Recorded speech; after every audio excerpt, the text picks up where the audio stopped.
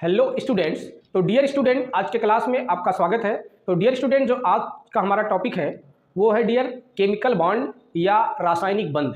तो डियर ये class 11th का चैप्टर है और ये वेरी मोस्ट इंपॉर्टेंट है। ठीक है, ये आपके क्लास 11th के प्री बोर्ड के विद्यार्थियों के लिए तो इंपॉर्टेंट है ही, साथ ही साथ जो क्लास 12th में गए हैं उनके लिए भी ये डियर इंपॉर्टेंट है, क्योंकि क्लास 11th के जो ये टॉपिक होते हैं ये जो है आपका इसका एप्लीकेशन क्लास 12th में जो है डायरेक्ट अप्लाई होता है, क्योंकि sp3 sp2 ठीक है जितने भी संकरण होते हैं ये निकालने के लिए पूछा जाता है, ऑक्सीडेशन नंबर निकालने के लिए पूछता है।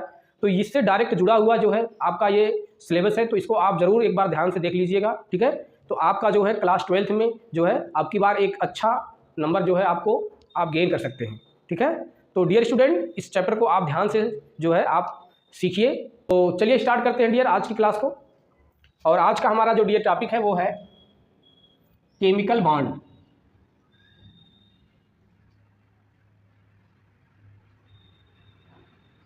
या इसे कहते हैं रासायनिक बंध।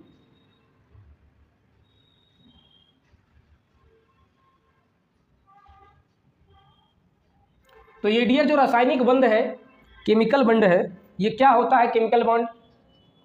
ये देखिए जो केमिकल बॉन्ड होता है ये तीन प्रकार का होता है डियर। पहला जो प्रकार है इसका, इसे कहते हैं आयनिक बॉन्ड, या इसका नाम है आपका इलेक्ट्रोवैलेंट बॉन्ड। इसको हिंदी में यदि समझें तो इसको कहते हैं आयनिक बंध, आयनिक बंध, या इसे कहते हैं वैद्युत संयोजी बंध।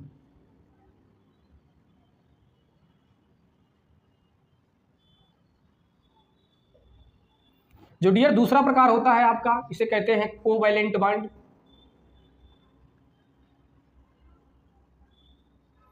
इसको हिंदी में कहते हैं सहसंयोजक बंध।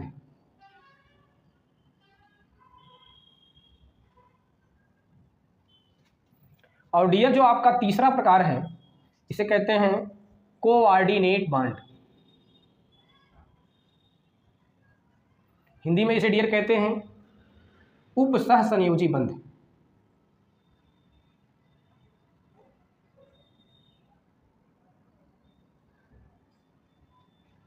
अब तीनों बॉन्ड को हमें एक एक करके समझना है। ठीक है, तो सबसे पहले डियर हम समझेंगे आयनिक बॉन्ड या इलेक्ट्रोवैलेंट बॉन्ड को। ठीक है, तो जैसे मान लीजिए आपके पास साल्ट है जो आप डेली उपयोग में लाते हैं।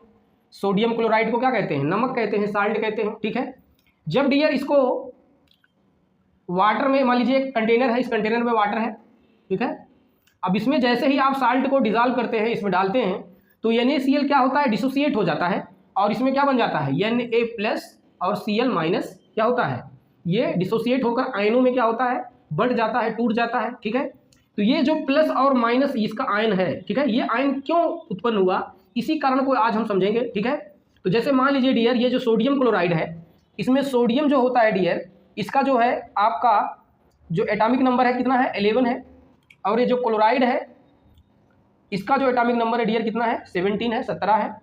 तो यदि हम सोडियम का जो है कॉन्फ़िगरेशन करें तो ये हो जाएगा आपका 281। ठीक है, और यहाँ से क्लोरीन का करें तो ये हो जाएगा आपका 287। ठीक है, ये आपका इलेक्ट्रॉनिक कॉन्फ़िगरेशन है। अब आपको एक चीज़ जानकारी होनी चाहिए कि यहाँ पर देखिए जो ऑक्टेट रूल है, ऑक्टेट रूल को हमने पीछे बता भी दिया है। ऑक्टेट रूल क्या होता है डियर? यदि हम हाइड्रोजन और हीलियम को छोड़ दें, क्योंकि ये दोनों क्या है? एक्सेप्शन है। यदि हम हाइड्रोजन और हीलियम को छोड़ दें तो जितने भी आपके तत्व हैं पीरियोडिक टेबल में, सभी जो है अपने ऑक्टेट को कंप्लीट करना चाहते हैं। ठीक है, इसके लिए वो क्या करते हैं? इसके लिए वो जो है या तो अपने वैलेंस सेल से, ये है क्या? वैलेंस सेल, लास्ट वाला इलेक्ट्रॉन जो होता है, जिस सेल में लास्ट वाला इलेक्ट्रॉन होता है जो है उसे कहते हैं वैलेंस इलेक्ट्रॉन, और जिस सेल में रहता है उसे कहते हैं वैलेंस सेल।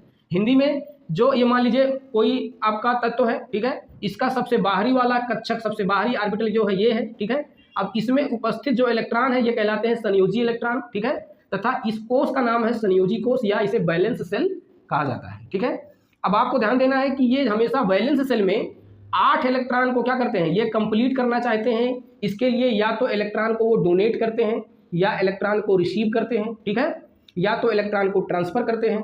तो चाहे आप ट्रांसफ़र करके या इलेक्ट्रॉन को जो है रिसीव करके, या तो आप बॉन्ड बनाकर किसी भी तरीके से वो क्या करेंगे? अपने वाहितम कोष में ऑक्टेट को 8 इलेक्ट्रॉन 8 इलेक्ट्रॉन क्या करेंगे, ये पूरा करना चाहेंगे, ठीक है। तो यही है आपका क्या है, अष्टक रूल, ठीक है। तो अष्टक रूल को आपको ध्यान से समझना है कि अष्टक रूल में जो सभी तत्व होते हैं वो अपने वाहकम कोष में कितना इलेक्ट्रॉन, 8 इलेक्ट्रॉन कंप्लीट करना चाहते हैं। तो यहाँ से आप समझेंगे, यहाँ देखिए सोडियम के पास है 281, तो यहाँ देखिए 1 इलेक्ट्रॉन है, ठीक है, और यहाँ देखिए 7 इलेक्ट्रॉन है। अब ये भी अधूरा, ये भी अधूरा, ठीक है, दोनों प्यासे हैं। इसके पास देखिए 1 ज़्यादा है, तो ये क्या करेगा भैया, ये कहेगा कि यार हमसे ले लीजिए आप, ठीक है। तो जैसे ही एक इलेक्ट्रॉन डियर इसे देता है, ये कन्वर्ट हो जाता है किसमें, सोडियम आयन में, ठीक है। तो जो इलेक्ट्रॉन देता है उस पर पॉजिटिव चार्ज आ जाता है। देखिए एक इलेक्ट्रॉन इसने इसको दिया, ट्रांसफर किया, तो यहाँ पर आ गया सोडियम आयन यानी प्लस, और इसका विन्यास क्या हुआ, 2 और 8 में कन्वर्ट हो गया। और जैसे डियर इसने एक इलेक्ट्रॉन को यहाँ से लिया, ये क्लोराइड आयन में क्या हो गया, चेंज हो गया, और इसका इलेक्ट्रॉनिक विन्यास क्या हो गया आपका, 287 के बजाय 288 हो गया, ठीक है। अब देखिए इसका जो ऑक्टेट है ये भी कंप्लीट हो गया और इसका ऑक्टेट भी कंप्लीट हो गया, यानी दोनों ऑक्टेट रूल से जो है अपना जो है वायतम कोष में 8 इलेक्ट्रॉन क्या कर लिए, कंप्लीट कर लिए, ठीक है। तो ये जो कंप्लीट किए ये किस वजह से, ट्रांसफर ऑफ द इलेक्ट्रॉन से। तो इसमें क्या हुआ है, ट्रांसफर ऑफ द इलेक्ट्रॉन्स, ठीक है, या हिंदी में समझें, इलेक्ट्रॉनों के स्थानांतरण के कारण, स्थानांतरण। तो डियर यदि आपको ऐसा बांड दिखे जिसमें इलेक्ट्रॉनों का स्थानांतरण हो, जैसे कि सोडियम क्लोराइड में आप देख रहे हैं, इसमें सोडियम आयन एक इलेक्ट्रॉन को ट्रांसफर करके आपका सोडियम आयन में जो है चेंज हो गया है सोडियम, और क्लोराइड जो है एक इलेक्ट्रॉन को रिसीव करके क्लोराइड आयन में रिसीव जो है चेंज हो गया है। तो यहाँ पर सोडियम आयन और क्लोराइड आयन के वाहकम कोष में जो है 8 इलेक्ट्रॉन जो है अपना कंप्लीट कर लिए हैं, ठीक है। तो यहाँ से आपको समझना है कि जब ऐसा बांड हो जो ट्रांसफर ऑफ द इलेक्ट्रॉन से बने, उसे कहते हैं आपका आयनिक बांड या इलेक्ट्रोवैलेंट बांड। तो यहाँ पर क्या है, जो आपका सोडियम क्लोराइड बना है डियर, ये आपके सोडियम आयन और क्लोराइड आयन की वजह से बना है, ठीक है। तो ये जो सोडियम आयन जो क्लोराइड आयन है, ठीक है, इन आयनों को जिस बांड द्वारा बांधा जाता है उसे कहते हैं आयनिक बांड, ठीक है, या इसको इलेक्ट्रोवैलेंट बांड भी कहते हैं, ठीक है। तो इस बात को आपको ध्यान से समझना है, क्योंकि यहाँ पर इलेक्ट्रॉनों के स्थानांतरण से ये बंध बन रहा है, इसीलिए इसको कहते हैं आपका आयनिक बंध या वैद्युत संयोजी बंध कहते हैं हिंदी में। तो आई होप डियर आप आयनिक बांड को समझ गए होंगे। अब एक एग्जांपल और लेते हैं, जैसे मान लीजिए आपके पास क्या है, आपके पास MgCl2 है, मैग्नीशियम क्लोराइड, ठीक है। इसमें देखिए मैग्नीशियम के पास आपको पता है कि इसके पास 2 चार्ज होता है। अब यहाँ से देखिए जो क्लोरीन है, यहाँ इसका देखिए 17 होता है, या पहले आयन मत समझ लीजिए, पहले मान लीजिए इसकी क्या होता है, 12 होता है। यहाँ से समझेंगे अगर क्लोरीन के पास कितना होता है, 17 होता है।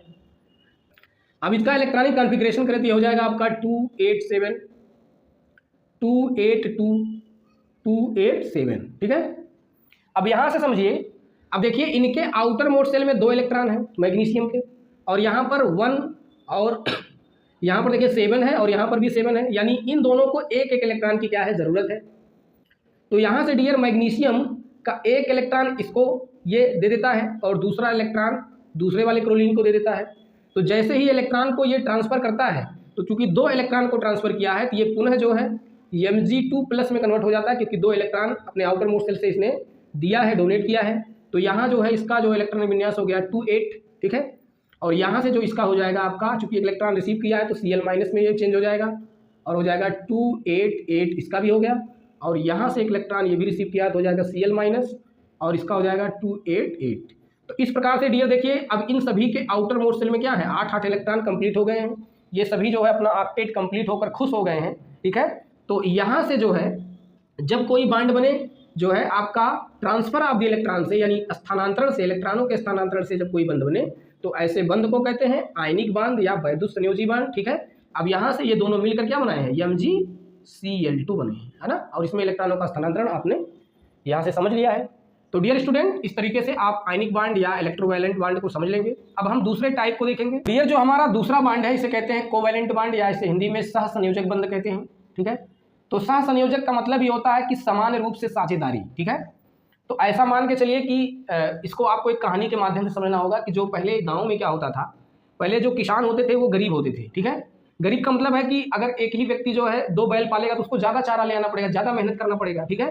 तो इस मेहनत को कम करने के लिए कि उनके पास ज़्यादा भार ना हो, ज़्यादा चारा ना ले आना पड़े, अब ये क्या करते थे कि दोनों किसान क्या करते थे, ये आपस में एक एक बैल जो है दोनों पाल लेते थे, ठीक है। अब इसमें क्या होता था, इनका फायदा क्या होता था कि जब इनको जो है ज़रूरत पड़ती थी अपने खेत को जुताई के लिए, तो इनसे जो है ये बैल ले लेते थे। अब यहाँ एक जोड़ा बन जाता था, ये अपना काम कर लेते थे, और जब इनको ज़रूरत पड़ता था तो ये इनसे ले लेते थे इनका बैल, और ये अपना खेत जोत लेते थे। तो दोनों लोगों के समान रूप से साझेदारी करके जो है अपना काम कर लेते थे यहाँ। तो गाँव के लोग कितने समझदार थे, ठीक है। तो समान रूप से यहाँ पर एक एक बैल का क्या साझेदारी हुई है, ठीक है। तो जब जो है यहाँ पर एक एक इलेक्ट्रॉन का समान रूप से डियर साझेदारी होता है तो उसे कहते हैं सहसंयोजक बंध। यदि हम इसे इसके माध्यम से समझें, जैसे मान लीजिए कि आपके पास क्या है, हाइड्रोजन है और यहाँ पर दूसरा हाइड्रोजन है, ठीक है। तो आपको पता है कि हाइड्रोजन के पास एक इलेक्ट्रॉन होता है, ठीक है, इस भी हाइड्रोजन के पास एक इलेक्ट्रॉन है। अब देखिए इन हाइड्रोजन के वाहकत्म कोश में जो है एक ही इलेक्ट्रॉन है। अब ये अपना ऑक्टेट कंप्लीट करना चाहेंगे, ठीक है। तो इसके लिए क्या करेंगे कि ये दोनों हाइड्रोजन एक दूसरे से क्या करेंगे, एक एक इलेक्ट्रॉन साझा कर लेंगे, शेयर कर लेंगे, ठीक है। और ये बदल जाएंगे किसमें, H2 में, ठीक है। मॉलिक्यूल में चेंज हो गए हाइड्रोजन के। तो यहाँ से जब समान रूप से इलेक्ट्रॉनों का क्या हुआ, यहाँ शेयरिंग हुआ है। तो डियर आपको जानना है शेयरिंग ऑफ द इलेक्ट्रॉन से जो बॉन्ड बनते हैं, शेयरिंग ऑफ इलेक्ट्रॉन्स, ठीक है, या हम कहें कि इलेक्ट्रॉनों के साझेदारी से, साझेदारी से। तो आपको यहाँ समझना है कि जब इलेक्ट्रॉनों के साझेदारी से जो बॉन्ड बनता है डियर, उसे कहते हैं आपका कोवैलेंट बॉन्ड। जैसे आपने हाइड्रोजन को देखा कि यहाँ से हाइड्रोजन के एक एक इलेक्ट्रॉन क्या हुए, आपस में साझा करके ये क्या बना लिए, H2 बना लिए, ठीक है। इसी प्रकार से Cl2 को समझेंगे। आप Cl के वायतन कोश में देखिए कितने इलेक्ट्रॉन होते हैं, 7 होते हैं।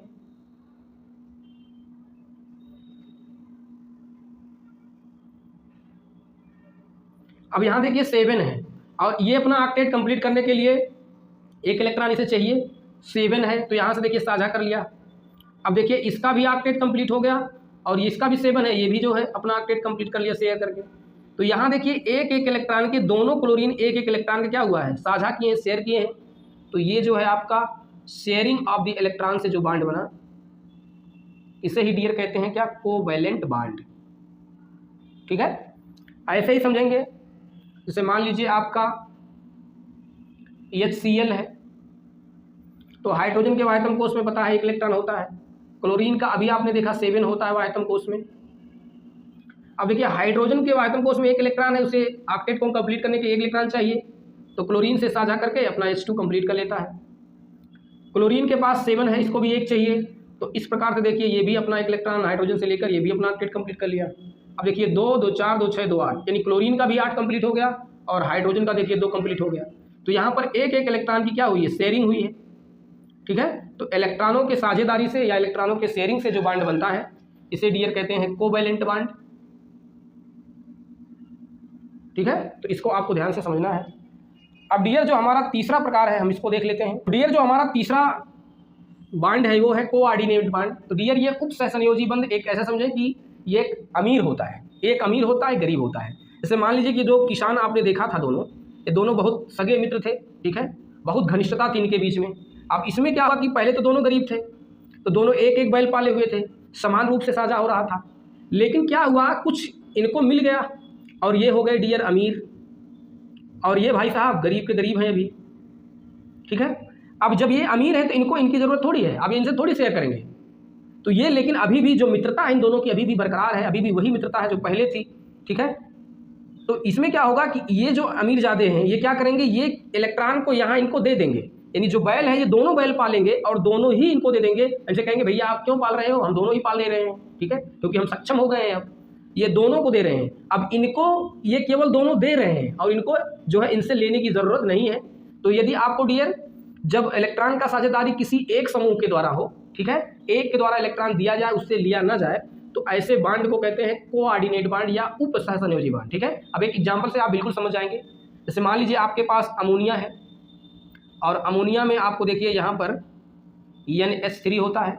तो नाइट्रोजन के वायतम कोश में 5 इलेक्ट्रॉन होता है, एक इलेक्ट्रॉन देखिए ये है, ये दूसरा, ये तीसरा, ये आपका चौथा, पाँचवा। तो 5 इलेक्ट्रॉन होता है नाइट्रोजन के पास, और हाइड्रोजन के पास पता है आपको एक एक होता है। तो यहाँ से देखिए एक बॉन्ड ये बना लिया, ये दूसरा बॉन्ड, ये तीसरा। तो अमोनिया जो है 2 2 4 2 6, ठीक है। तो नाइट्रोजन के वायतम कोश में 8 इलेक्ट्रॉन क्या हो गए, कंप्लीट हो गए।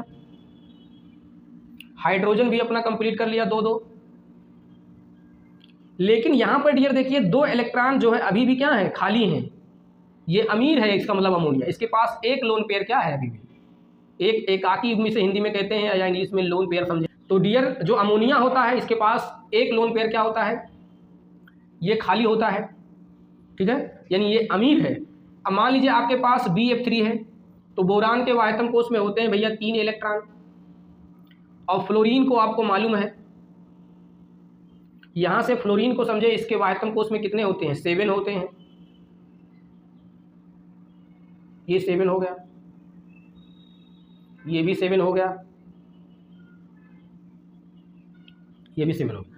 अब यहाँ से देखिए 7 है, इसे एक चाहिए, तो यहाँ से देखिए कोवेलेंट बना के यहाँ भी कंप्लीट कर लिया, 7 है, एक इलेक्ट्रॉन यहाँ से लेकर ये भी कंप्लीट कर लिया, यहाँ से कंप्लीट करके ये भी कंप्लीट कर लिया, यानी प्रत्येक फ्लोरीन एक एक इलेक्ट्रॉन का साझा करके बोरान से अपना ऑक्टेट क्या कर लिए, कंप्लीट कर लिए। और बोरान के बाद देखिए 2 2 4 2 6, यहाँ पर 6 ही इलेक्ट्रॉन है, यानी बोरान अभी भी गरीब है, इसको अभी भी 2 इलेक्ट्रॉन की यानी एक लोन पेयर की क्या है, ज़रूरत है। अब ये बेचारा क्या करेगा, यहाँ जो दूसरे भाई साहब हैं इनसे क्या करेगा, इनको देखेगा। अब ये क्या है, काफ़ी दयालु किस्म के व्यक्ति हैं, अब ये कह रहे हैं भैया हमारे पास वैसे भी खाली पड़ा हुआ है एक पेयर, हमसे ले लीजिए आप। तो ये क्या करते हैं, यहाँ से एक लोन पेयर इनको दे देते हैं। तो जब यहाँ पर देखिए एक लोन पेयर क्या है, यहाँ पर इनको केवल बोरान को ज़रूरत था, ये अपना ले लिए। अब यहाँ अमोनिया के पास जो नाइट्रोजन है इसके पास तो ऑक्टेट कंप्लीट है, इसे नहीं चाहिए बोरान से, ठीक है, और बोरान को क्या है, एक लोन पेयर की ज़रूरत है। तो जब साझेदारी केवल एक ही जो है आपके एलिमेंट्स के द्वारा हो रहा हो, तो ऐसा जो बांड बनता है इस डियर बांड को कहते हैं एक विशेष प्रकार का बांड, और इसका नाम है कोऑर्डिनेट बांड या उप सह संयोजी बंध, ठीक है। तो यहाँ से आपको ध्यान देना है NH3 और BF3 के बीच में कौन सा बांड बनता है, कोऑर्डिनेट बांड, ठीक है, ये आपको ध्यान देना है, इसको कहते हैं उप सह संयोजी बंध।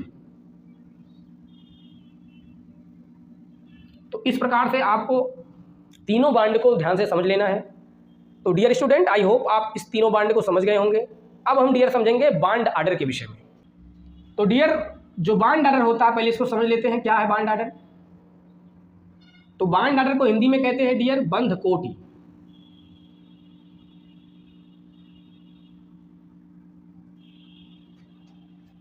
तो बांड आर्डर को समझने के लिए जैसे मान लीजिए आपके पास N2 है नाइट्रोजन, तो यहां पर देखेंगे N2 के बीच में नाइट्रोजन के बीच में देखिए कितने बांड हैं, 3 बांड हैं।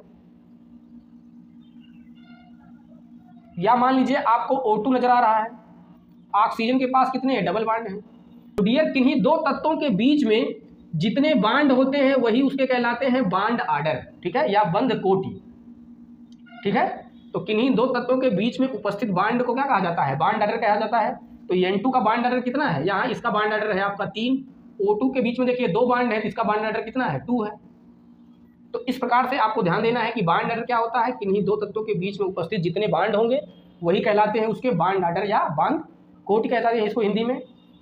तो डियर जो बांड आर्डर या बंध कोटि होता है इसको आपको ध्यान देना है कि जो बांड आर्डर होता है यह जो है डायरेक्टली प्रोपोर्शनल होता है। तो जो बांड आर्डर होता है डियर ये डायरेक्टली प्रोपोर्शनल होता है बांड एनर्जी के, ठीक है, इसे डायरेक्टली प्रोपोर्शनल होता है बांड स्ट्रेंथ के, डायरेक्टली प्रोपोर्शनल होता है बांड डिसोसिएशन एनर्जी के,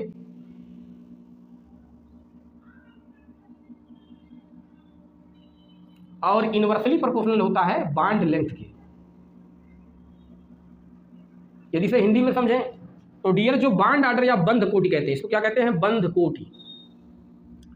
ये जो बंध कोटि होता है यह जो है बांड एनर्जी को कहते हैं बंध ऊर्जा, इसे कहते हैं बंध ऊर्जा, ठीक है। तो ये बंध ऊर्जा जो होती है बंध कोटि के क्या होती है, डायरेक्टली प्रोपोर्शनल यानी समानुपाती होती है। और यही डियर होता है बांड सामर्थ्य, इसे कहते हैं बंध सामर्थ्य। ये बंध सामर्थ्य के क्या होती है, समानुपाती होती है। और यही जो है आपका बंध वियोजन ऊर्जा कहते हैं, इसे बंध वियोजन ऊर्जा के क्या होती है, समानुपाती होती है। लेकिन डियर आपको यहाँ से ध्यान देना है कि ये सभी तो समानुपाती हैं, लेकिन जो आपका बांड लेंथ है, बंध लंबाई है, ये सभी के क्या है, इनवर्सली प्रोपोर्शनल है। तो आपको यहाँ से ध्यान देना है कि जो बांड आर्डर होता है ये बांड एनर्जी, बांड स्ट्रेंथ और बांड डिसोसिएशन एनर्जी के तो समानुपाती है, लेकिन बांड लेंथ के क्या होता है, इनवर्सली प्रोपोर्शनल होता है। जैसे यदि हम समझें कि आपके पास सिंगल बांड है डबल बाड है और ट्रिपल बाड है। मान लीजिए ये 3 बाड दिए गए हैं। तो उसमें देखिए बाड आर्डर सबसे ज़्यादा इसमें है, 3 है। तो अगर हम देखें इनका बाड आर्डर का जो क्रम देखा जाए तो सबसे ज़्यादा क्या है, सबसे ज़्यादा ट्रिपल बाड का बाड आर्डर है, उसके बाद डबल बाड का है, उसके बाद सिंगल बाड का है। बाड एनर्जी का आर्डर देखा जाए तो सबसे ज़्यादा यही है, क्योंकि आपको पहले बता दिया कि बाड आर्डर जो बाड एनर्जी के समानुपाती है। तो जो बाड आर्डर का क्रम आपने लिखा है यही बाड एनर्जी का क्रम हो गया, यही बाड स्ट्रेंथ का क्रम हो गया, यही बाड डिसोसिएशन एनर्जी का क्रम हो गया। ठीक है। और अगर बंध लंबाई पूछेगा तो आप इसका अपोजिट कर दीजिएगा। क्यों? क्योंकि डियर जो ट्रिपल बाड होता है, डबल बाड और सिंगल बाड में जब हम बात करते हैं तो सिंगल बाड की जो लेंथ होती है 1.54 एंगस्ट्रॉम के लगभग में होती है। डबल बाड की जो डियर होती है ये होती है लगभग 1.35 एंगस्ट्रॉम के लगभग में, और ट्रिपल बाड लगभग होता है 1.20 एंगस्ट्रॉम के लगभग। तो देखिए यहाँ से अगर हम लेंथ की बात करें तो सबसे कम लेंथ किसका है, ट्रिपल बाड का है, और सबसे ज़्यादा लेंथ किसका है, सिंगल बाड का है। तो जब पूछेगा कि बाड लेंथ यानी बंध लंबाई का क्रम बताइए तो सिंगल बाड की बंध लंबाई सबसे ज़्यादा, उसके बाद डबल बाड की, उसके बाद ट्रिपल बाड की आपकी बंध लंबाई सबसे ज़्यादा होगी। ठीक है। तो आपको ध्यान देना है कि जब आपका बाड एनर्जी, बाड स्ट्रेंथ या बाड डिसोसिएशन एनर्जी या बाड आर्डर का क्रम पूछेगा तो आपको लिखना है 3 2 1, और जब बंध लंबाई पूछेगा तो उसका उल्टा कर दीजिएगा। तो ये मोस्ट इंपॉर्टेंट है डियर, ये क्वेश्चन बार बार पूछा जाता है, इसको आप ध्यान से समझ लेंगे। तो डियर स्टूडेंट, बाड आर्डर को याद करने का 2 तरीका होता है। पहला तरीका क्या है, तो पहला होता है डियर मॉलिक्यूलर ऑर्बिटल थियरी, जो कहती है एमओटी थियरी इसे कहते हैं। तो एमओटी थियरी क्या है, इसे हिंदी में आपका कहते हैं आणविक कक्षक सिद्धांत। ठीक है, या इंग्लिश में कहते हैं मॉलिक्यूलर ऑर्बिटल थियरी। इसमें यदि डियर आपका 14 इलेक्ट्रॉन से यदि ज़्यादा इलेक्ट्रॉन है, यदि किसी भी अणु में 14 इलेक्ट्रॉन से ज़्यादा हैं, 14 इलेक्ट्रॉन से ज़्यादा यदि डियर उसमें इलेक्ट्रॉन उपस्थित हों तो उसको भरने का तरीका क्या है, पहले उसको लिखेंगे आप सिग्मा 1s, सिग्मा 1s, ये आपका एंटी बाड यहाँ लगा दीजिएगा, ये हो गया आपका sigma 2s, sigma 2s anti बाड। यहाँ पर डियर हो जाएगा आपका सिग्मा 2pz, यहाँ पाई 2px, पाई 2py,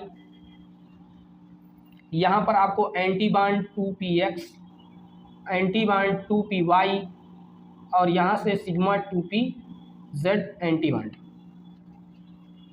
इस तरीके से आपको यहाँ लिख लेना है। अब आपको पता है कि जो यस सबसेल होता है डियर, यस सबसेल के पास ऑर्बिटल कितना होता है, 1 होता है, और किसी भी ऑर्बिटल में मैक्सिमम नंबर ऑफ इलेक्ट्रॉन आपको पता ही है 2 होने चाहिए। तो यहाँ से देखिए हम क्या करेंगे, 2 इलेक्ट्रॉन क्या करेंगे, सब में भर देंगे ऐसे ही। ठीक है, तो यहाँ तक आप 2 भरिएगा, और यहाँ जब आइएगा तो यहाँ से देखिए ऐसा इलेक्ट्रॉन बनना है। ठीक है, आपको एक इलेक्ट्रॉन क्लॉकवाइज, दूसरा एंटी क्लॉकवाइज, फिर जो है आपको क्लॉकवाइज, एंटी क्लॉकवाइज, आपको इस तरीके से आपको स्पिन में, अपोजिट स्पिन में भर देना है।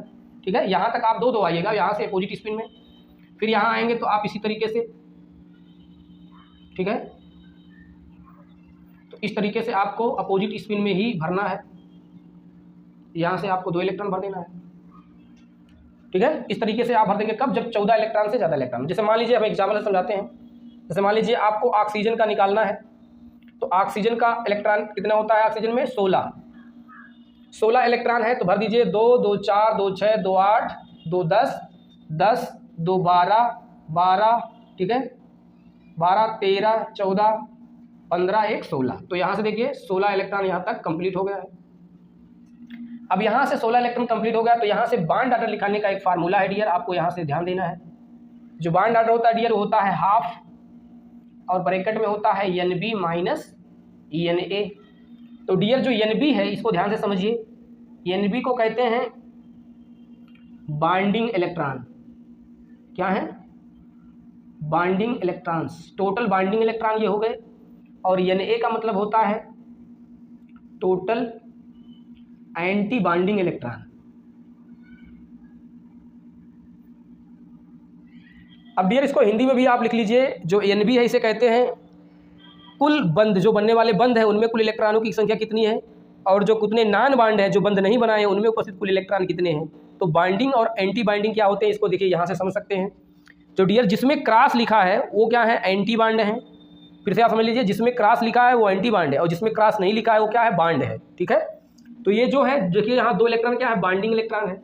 ये देखिए आपका एंटी बाइंडिंग इलेक्ट्रॉन है, ये देखिए बाइंडिंग इलेक्ट्रॉन है, ये देखिए एंटी बाइंडिंग इलेक्ट्रॉन है, ये देखिए बाइंडिंग इलेक्ट्रॉन है। ठीक है, ये सभी, ये दोनों क्या है, ये जो है आपके बाइंडिंग इलेक्ट्रॉन है और ये देखिए क्रॉस है, दोनों क्या हो गए, एंटी बाइंडिंग इलेक्ट्रॉन है।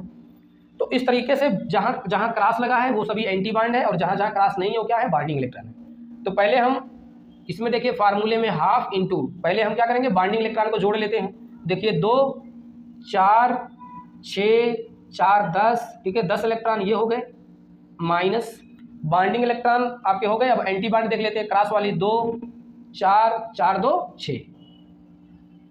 तो यहाँ से आपका हो गया 1/2 इंटू 10 में से 6 निकालोगे आपका हो गया 4, यहाँ से 2 दूनाई 4, तो आपका बाइंड ऑर्डर कितना मिला, 2। यानी ऑक्सीजन का डियर आपका जो बाइंड ऑर्डर होता है कितना होता है, 2 होता है। ठीक है, तो इस प्रकार से आपको इलेक्ट्रॉन को आसानी से भर लेना है।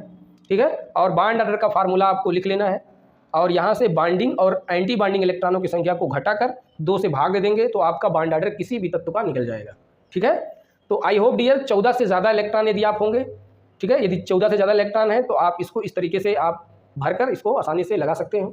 तो डियर जब 14 इलेक्ट्रॉन से कम होते हैं तो उसको यमोटी थ्योरी से कब कैसे भरते हैं, ये हो जाएगा आपका sigma 1s, anti bind sigma 1s, sigma 2s, anti bind sigma 2s, यहाँ से हो जाएगा आपका 2px 2py, या ऐसे कहें पाई 2px पाई 2py, है ना, ऐसे लिख लें, गलत हो जाएगा। तो आपका यहाँ से sigma 1s anti bind sigma 1s, sigma 2s anti bind sigma 2s, यहाँ हो जाएगा पाई 2px पाई 2py, यहाँ से हो गया आपका सिग्मा 2pz, फिर anti bind 2px anti bind 2py और सिग्मा 2pz एंटी बाइंड। ठीक है, तो यहाँ से देखिए जब 14 इलेक्ट्रॉन से ज़्यादा था तो देखिए ये जो सिग्मा 2pz था ये यहाँ था इसके पहले, अब यहाँ से 14 इलेक्ट्रॉन से जब कम करेंगे तो इस सिग्मा 2pz को जो यहाँ था इसको इसके पीछे लिख देंगे। ठीक है, यही एक बदलाव हुआ है, बाकी सब कुछ सेम है। अब इलेक्ट्रॉन को भरना आप जैसे उसमें बताएं ऐसे इसमें भी रहेगा, 2 इलेक्ट्रॉन आप भर देंगे। ठीक है, यहाँ आप इस तरीके से भरेंगे अपोजिट स्पिन में।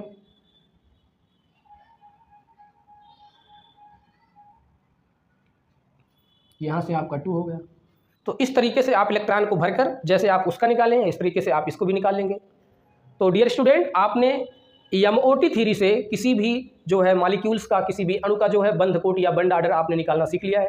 ठीक है, अब हम इसको ट्रिकी वे में जो है आपको बताएंगे कि बॉन्ड ऑर्डर को लिखने का तरीका क्या है, कैसे निकालें हम इसको।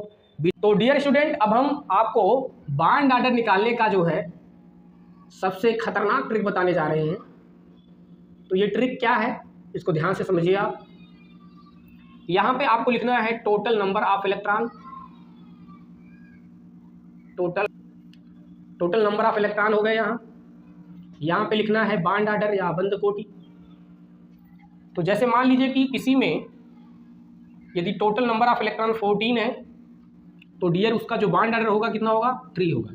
यहाँ से आप 14 से 15 इलेक्ट्रॉन पे जाएंगे, 16 पे जाएंगे, 17 18 19 और 20।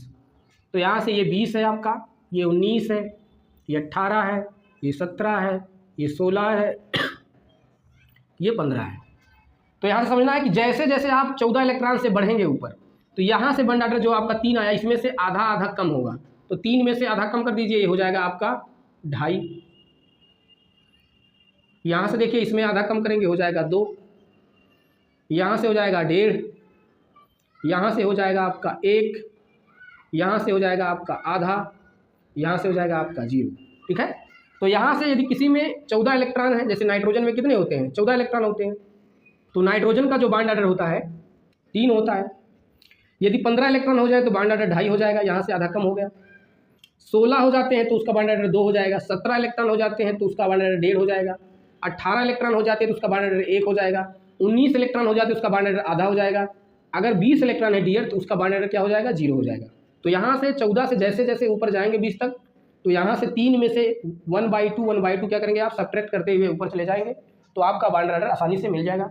अब ऐसे ही 13 पे आप आ जाइए, 12 पे आइए, 11,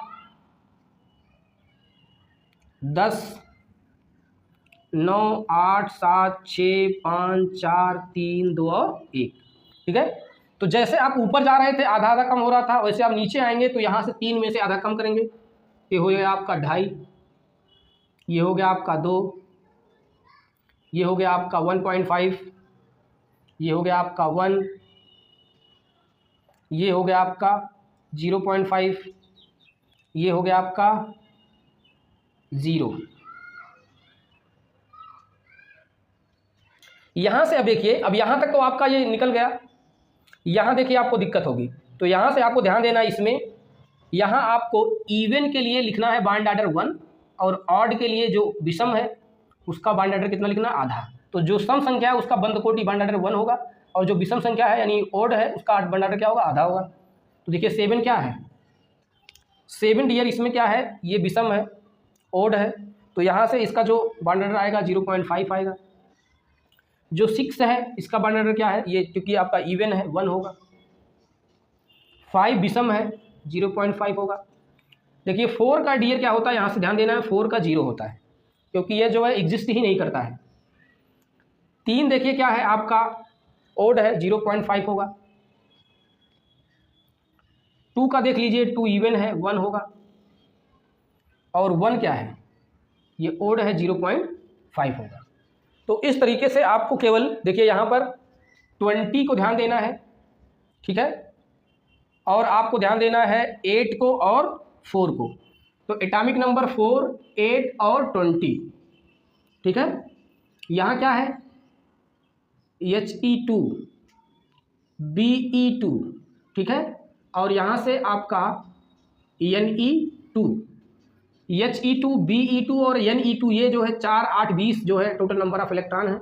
इन सभी के डियर क्या होते हैं, इन सभी का जो बॉन्ड ऑर्डर होता है आपको 0 रखना है, ठीक है, यानी ये सभी क्या होते हैं, डज नॉट एग्जिस्ट, ये विद्यमान नहीं होते हैं, इसको आपको ध्यान में रखना है, ठीक है। अब 4, 8, 20 आप समझ गए हैं और बाकी का हमने आपको ट्रिक से बता दिया है कि जैसे आप 14 से ऊपर जाएंगे तो आधा आधा कम करते जाएंगे, यहाँ से आएंगे आप यहाँ तक तो आपको क्या करना है, कम करते जाना है।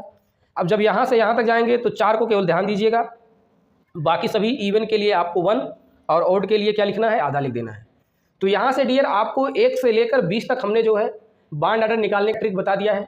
अब इसको जो है आपको ध्यान से समझ लेना है और आपके एग्ज़ाम में IIT, नीट, ठीक है, किसी भी एग्ज़ाम का ये जो है क्वेश्चन रहेगा तो आप बिल्कुल उसको बिना पेन उठाए आप इसको सॉल्व कर सकते हैं विदिन सेकंड, ठीक है। अब डियर आपको ध्यान देना है कि इसमें एक चीज़ और पूछता है, इसमें ये पूछता है कि कौन सा पैरामैग्नेटिक है यानी अनुचुंबकीय है और कौन सा डायामैग्नेटिक है या प्रतिचुंबकीय है। तो इसके लिए डियर आपको ध्यान देना है कि जो 1 और 3 हैं, ठीक है, जिनका बॉन्ड ऑर्डर 1 और 3 हैं, ये सभी क्या हैं, आपके डायामैग्नेटिक हैं, मैग्नेटिक हैं, या इसको कहते हैं प्रतिचुंबकीय, ठीक है। तो जितना भी बॉन्ड ऑर्डर 1 और 3 आया सब में सभी क्या है, डायामैग्नेटिक है, और जो सभी बाकी हैं वो सभी क्या है, पैरामैग्नेटिक होंगे। तो इस तरीके से आपको डायामैग्नेटिक और पैरामैग्नेटिक को भी आप इजीली बता सकते हैं, ठीक है। 1, 3 का डाया होगा, बाकी सभी का क्या हो जाएगा, पैरा हो जाएगा। तो डियर स्टूडेंट, आई होप ये वीडियो आपको बेहद पसंद आई होगी। Thank you friends.